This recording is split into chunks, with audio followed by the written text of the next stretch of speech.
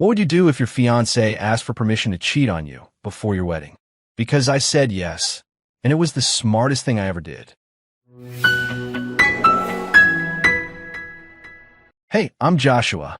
I'm sitting there on our couch, the one we picked out together 6 months ago, when Brittany drops the bombshell about needing a month-long break to see Marcus for closure. Marcus, her ex from college, who according to her she dumped 3 years ago because he was too controlling. Now she wants closure? Are you kidding me right now? My blood is boiling. I mean absolutely boiling, but something in my brain clicks into this weird calm mode. Maybe it's shock, maybe it's survival instinct, maybe it's just years of learning not to react when I'm pissed off. I don't know, but I'm not yelling, I'm not throwing things, I'm just sitting there thinking while she explains how she needs to be sure about us before we get married. Fast. Real fast. See, here's the thing about Brittany that she doesn't realize I know. Her family's already dropped 35 grand on this wedding. $35,000. The venue's paid for, the caterer's booked, the flowers are ordered from that fancy place her mom insisted on, the photographer's locked in. Her dad bragged about it last month about giving his little princess the wedding of her dreams. He'd been saving for years just for this moment. Me? I haven't paid for anything yet. My only responsibility is the honeymoon. 8 to 10,000 for 2 weeks in Italy. That's it. That's my total financial commitment to this circus they're calling a wedding. So while she's sitting there explaining how she owes it to herself and to me to get this closure, I'm doing math in my head. She wants me to sit here like some pathetic chump while she goes off to screw her ex-boyfriend. Then what? Come back and marry me using her family's money. The family that's already invested everything they have into a wedding. I didn't even want this big in the first place. The more I think about it, the clearer it gets. But instead of exploding like she's probably expecting, I take a deep breath and surprise the hell out of her. I tell her she's absolutely right, that she should get closure. I keep my voice steady and supportive, like I'm the most understanding fiancé in the world. Her face goes completely blank. She can't process what I just said because this wasn't the reaction she was expecting at all. She probably had a whole speech prepared for when I started crying or begging or threatening to call her parents. Instead, I'm sitting here being the mature partner who supports her journey of self-discovery. I tell her that if this is what she needs to do to be confident in our relationship, then I support her 100%. And the crazy thing is, part of me almost means it. Because what I'm really thinking is, let's see exactly how this plays out, sweetheart. She starts glowing, talking about how mature we both are, how this proves we're meant to be together, how other couples would never be able to handle something like this.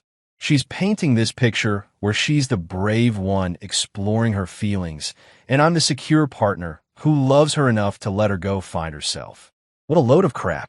What she doesn't understand is that I'm not letting her do anything. She's choosing to do this. She's choosing to walk out on our relationship 4 months before our wedding to go chase after some guy who couldn't care less about her 3 years ago. And she wants my blessing to do it. I nod along as she starts making plans, telling her I think this month apart will be really good for both of us, that it'll give us time to reflect. The whole time she's talking, I'm watching her get more and more excited about her little adventure. She's already mentally gone, already planning her reunion with Marcus, already living in some fantasy where this all works out perfectly and she gets to have her cake and eat it too. And me? I'm sitting here thinking she wants to play games. She thinks she's so clever, so strategic. All right then, I'll show her what games actually look like. By the time she leaves the next morning with 2 suitcases and a smile on her face, I've made my decision. She thinks she's got me figured out, thinks I'm just going to wait around like some loyal dog until she decides she's ready to come back and grace me with her presence. She has no idea what's coming for her, but she's about to find out that I can play this game a hell of a lot better than she can. Hey there, I'm Brittany. I cannot believe Joshua just agreed to this. I'm sitting there on our couch, heart pounding, waiting for the explosion that never comes. Instead, he's being so understanding, so mature about the whole thing. Maybe I was wrong about him being possessive and controlling. For about 2 seconds, I wonder if this is some kind of trap. But then I look at his face, and he just seems genuinely supportive. He's telling me he wants me to be sure about us, that this is too important to have doubts. God, why did I ever think he'd react badly to this? The relief washing over me is incredible. I've been carrying this guilt about Marcus for months, wondering what could have been, replaying our breakup over and over in my head. Now I finally get to find out if there's still something there without having to sneak around or lie about it. Within hours of Joshua giving me his blessing, I'm texting Marcus. His response comes back so fast it makes my heart skip. He's enthusiastic, wants to meet up right away, says he's been thinking about me too. The rush of excitement I feel reading his words is something I haven't experienced in years. Joshua and I have been together for 3 years, and it's comfortable, stable, predictable, safe. But this thing with Marcus feels electric, alive. Why shouldn't I explore this before I commit to marriage forever? I'm being responsible, actually. I'm making sure I'm making the right choice. That first week is like rediscovering a part of myself I'd forgotten existed. Marcus and I start with coffee dates that turn into dinner dates. He's charming and attentive in ways that remind me why I fell for him in college. He listens when I talk, really listens, not like Joshua who's always checking his phone or thinking about work. Marcus makes me feel like I'm the only person in the room. The physical attraction hits me like a truck. I'd forgotten how good it felt to have someone look at me like that, to feel desired instead of just comfortable. With Joshua, sex had become routine, predictable. We'd do it twice a week, same positions, same rhythm. But when Marcus touches my hand across the dinner table, I feel electricity shoot through my entire body. I start comparing everything. Joshua's boring stability versus Marcus's exciting unpredictability. Joshua's practical approach to life versus Marcus's spontaneous adventures. The way Joshua talks about our future like it's all planned out versus the way Marcus talks about living in the moment. How did I not see how suffocating my relationship had become? By the end of the first week, Marcus suggests we spend a weekend at his cabin so we can really talk without distractions. I know what he's really asking, and part of me knows I should say no. But I also know this is my chance to figure out my feelings once and for all. How can I marry Joshua if I don't explore this connection with Marcus? The weekend changes everything. We spend hours talking about our college days, about the mistakes we made, about how different we are now. Marcus admits he was immature when he broke up with me, says he's regretted it ever since. When he kisses me that first night, it feels like coming home. The physical relationship picks up exactly where we left off 3 years ago. Better, actually, because we're both older now, more confident. I tell myself we need to explore this to know for sure that this is just part of getting closure. But honestly, it doesn't feel like closure at all. It feels like a beginning. For 3 weeks, I'm living this amazing double life. During the day, I'm playing house with Marcus, acting like we're dating again. He's on his best behavior, promising he's changed, talking about how much he's grown since college. We go hiking, try new restaurants, spend lazy Sunday mornings in bed reading the paper together. He's romantic in ways Joshua never was, bringing me flowers, writing me little notes. The confidence grows every day. I'm figuring out my feelings, and they're becoming crystal clear. This thing with Marcus isn't just nostalgia or lust. It's real. It's deep, and it's everything I've been missing. But why should I have to choose between them? Joshua gives me stability, financial security, a beautiful wedding that's already paid for. Marcus gives me passion, excitement, the feeling of being truly alive. Why can't I have both? I start thinking about how other women manage situations like this. Plenty of married women have lovers, right? Maybe I can marry Joshua like we planned and just keep Marcus on the side. Joshua is so trusting, so naive about these things. He'd never suspect anything, especially after being so understanding about this whole closure thing. And Marcus seems perfectly happy with our arrangement as it is. I could have the best of both worlds. A husband who provides security and stability, and a lover who makes me feel like a woman. It's not like Joshua would be hurt by what he doesn't know about. Actually, I'd probably be a better wife to him because I'd be getting my needs met elsewhere. This month away is showing me exactly what I want my life to look like. I'm finally figuring out how to have everything instead of settling for just one thing. What could possibly go wrong? Exactly 1 month later, Brittany comes walking through my front door like she owns the place. She's glowing, practically bouncing on her feet, looking like someone who just won the lottery. The confidence radiating off her is almost funny because she has no idea what's about to hit her. She tries to act casual at first, telling me she got the closure she needed and now she knows I'm the one. She's using this gentle, reassuring voice like she's talking to a child who might be upset about something. The whole performance is honestly impressive. She really thinks she played this perfectly. I keep my voice calm and measured when I tell her that's great, that I'm glad she figured things out. She's nodding along, probably expecting me to be relieved and grateful that she's chosen me over her ex.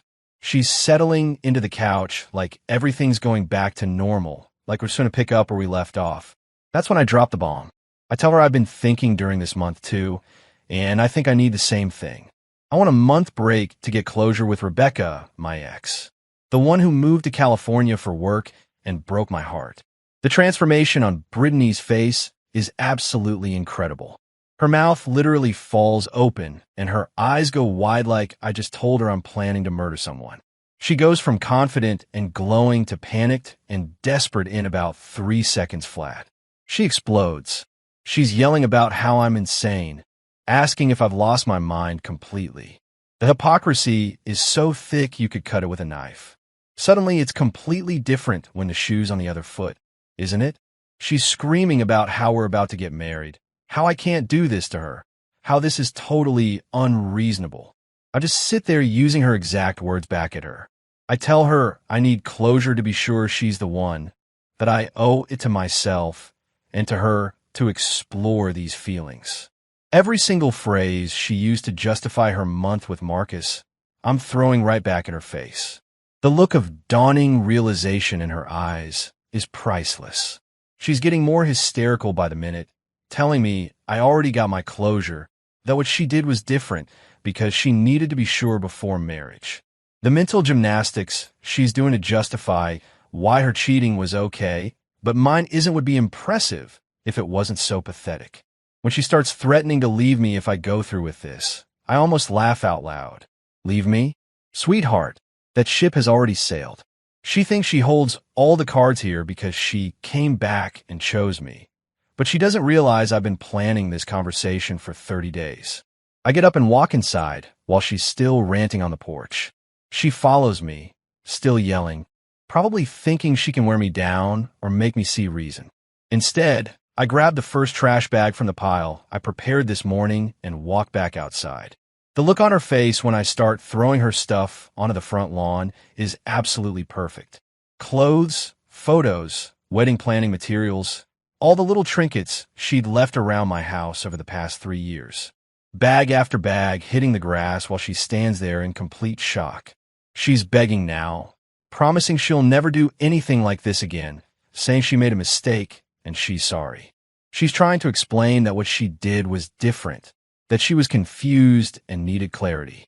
The desperation in her voice is almost sad, but then I remember the smug look on her face when she walked in here, thinking she'd gotten away with cheating on me.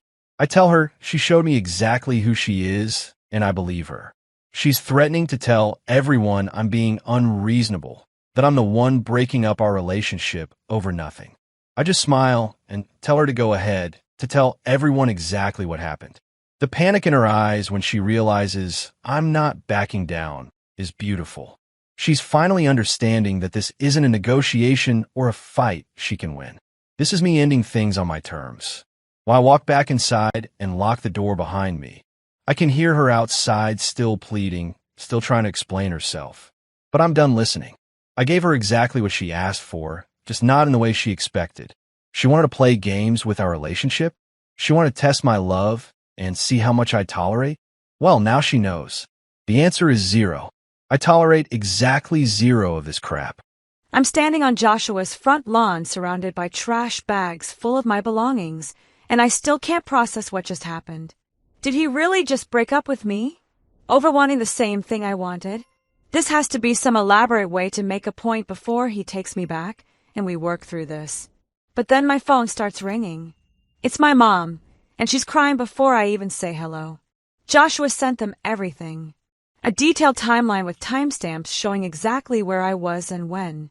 Photos of me and Marcus at restaurants, holding hands, walking into his cabin together. Videos of us kissing in parking lots outside cafes. My dad gets on the phone and he's not crying. He's furious. $35,000 down the drain because his daughter couldn't keep her legs closed for 4 months before her wedding. Those are his exact words. How did Joshua even get these photos? Was he having me follow the entire time? Was this all planned from the very beginning? The calls keep coming all day long. Joshua sent his evidence package to our entire social circle. Every mutual friend, everyone we know got a nice little PowerPoint presentation showing exactly what I'd been up to during my month of finding myself. The photos look even worse than I remember because I can see myself in them, looking happy and carefree while I'm basically spitting in the face of everything Joshua and I built together over 3 years. Even my coworkers are giving me weird looks and whispering when they think I can't hear them. The social media posts I thought were so subtle now look absolutely obvious in hindsight, and people are screenshotting them as evidence of how calculated this whole thing was. Then comes the vendor nightmare that I never even thought about. The wedding's off, obviously, but everything was already booked and paid for. The venue's keeping their deposit. The caterer wants payment for all the food they already ordered. The florist is demanding compensation for arrangements they prepared. My parents are on the hook for all of it because their names are on every single contract, and they're looking at tens of thousands in losses. My mom calls me again, this time angry instead of sad. She wants to know how I could be so selfish, so thoughtless, so completely cruel. She's talking about having to take out a loan to cover the wedding costs, about how embarrassed she is to face her friends and family. The disappointment in her voice is absolutely crushing me. But the worst part of everything is Marcus. The second this drama hits social media, he ghosts me completely. Just disappears like he never existed. His friends start posting stuff online about the crazy engaged chick who actually thought he wanted to get back together with her. Apparently, this was all revenge for me breaking up with him in college. He was never serious about rekindling anything. He just wanted to mess with my life and get back at me. I try calling him, and his number's disconnected. I drive to his apartment, and he's moved out completely. I realize I threw away everything for someone who was literally just using me to settle an old score from 3 years ago. How did I not see this coming? Now I'm living back with my parents, who can barely stand to look at me. Every family gathering is tense because everyone knows exactly what I did.